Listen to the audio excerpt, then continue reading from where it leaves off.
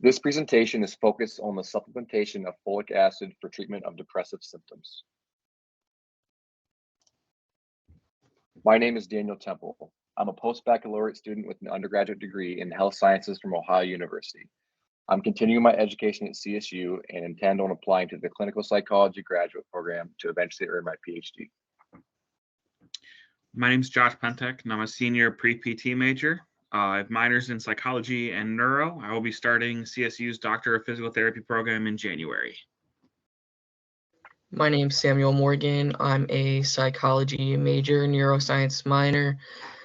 I plan on applying for the master's program in clinical mental health counseling.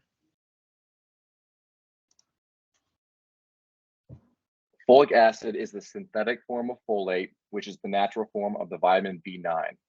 Folate is naturally contained in certain foods, and folic acid is a synthetic man-made form of folate and is also added to foods such as bread, pasta, and grain for the health benefits it provides. L-methylfolate is folic acid's bioactive or metabolically active form. Bioactive refers to the supplement having a biological effect, and metabolically active means that there are a series of enzyme catalyzed reactions occurring in cells. Essentially, it's the form of folic acid that is easy to absorb and has an effect on the body.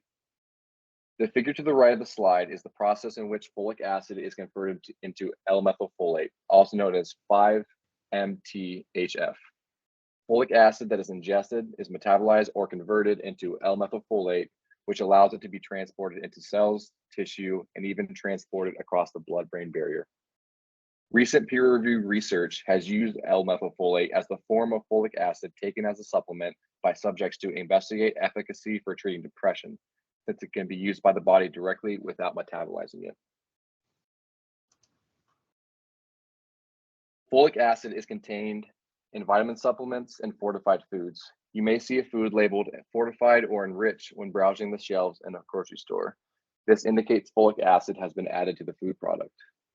The importance of folic acid was demonstrated in 1998 when the FDA required food manufacturers to add folic acid to commonly eaten grain products, including cereal, pasta, rice, and bread. One of the primary roles of folic acid supplementation is to reduce the risk of neural tube defects, which is when the neural tube does not close properly. This can manifest as spina bifida and anencephaly in infants.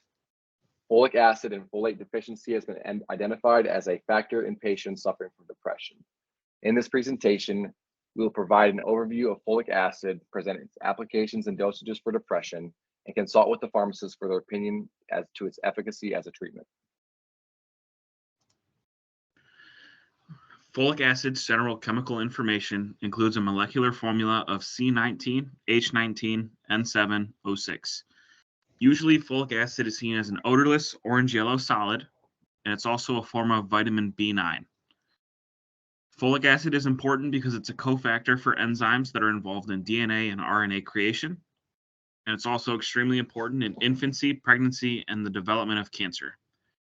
Folic acid is used as a treatment for not only depression, but for also cancer, psoriasis, and rheumatoid arthritis.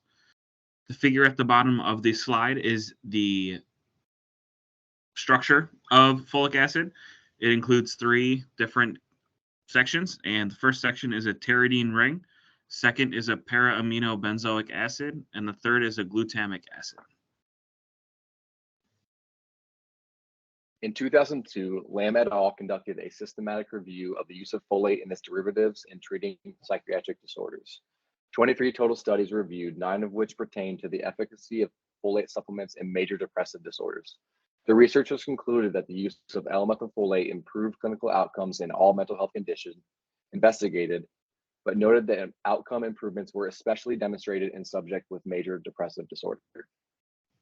One of the randomized controls showed that adjunctive or oral L-methylfolate at 15 milligrams per day, given with SSRI antidepressants, may constitute an effective, safe, and relatively well-tolerated treatment strategy for patients with major depressive disorder who have a partial response or no response to SSRIs.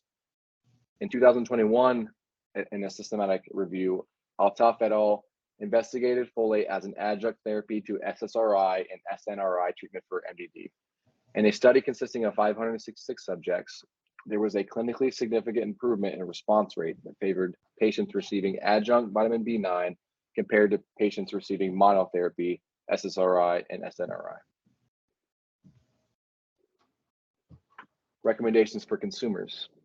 Recent research suggests that supplementation of folate derivatives is most effective when used in conjunction with the standard treatment protocol of SSRI or SNRI antidepressants.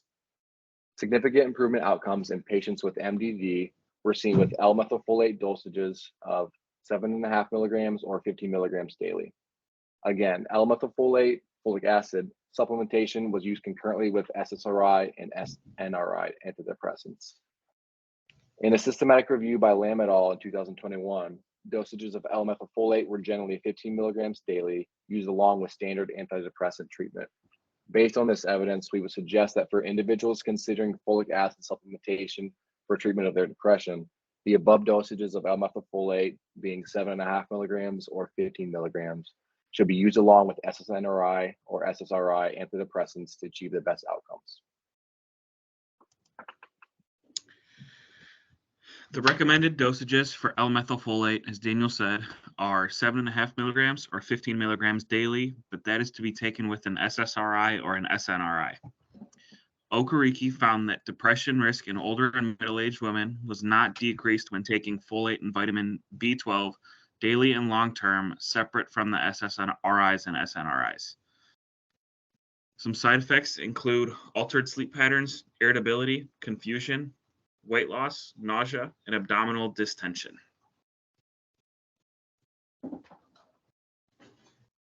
Pharmacist knowledge: when folic acid is discussed, it's normally in terms of neural tube defect prevention rather than as a supplement of depressive symptoms. In a cross-sectional study conducted of pharmacist knowledge of folic acid, pharmacists were given a 20-question survey. The results showed that 95.1% were knowledgeable that folic acid prevents birth defects. Over 50% knew the dosage of what amount of folic acid to suggest, and some pharmacists were also able to give and provide educational supplementation for folic acid. Overall, pharmacists are knowledgeable of the benefits of folic acid intake during pregnancy, but could broaden their knowledge by learning other benefits of the supplement in terms of depressive symptoms. For the first article, the study looked at folic acid in addition to other antidepressants and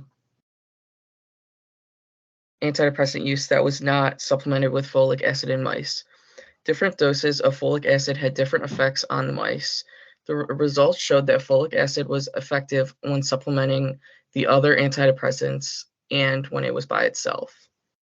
For the second study, it looked at the long-term use of folic acid for depressive symptoms in middle and older aged women. The results showed that overall, folic acid did not have an effect on depressive symptoms.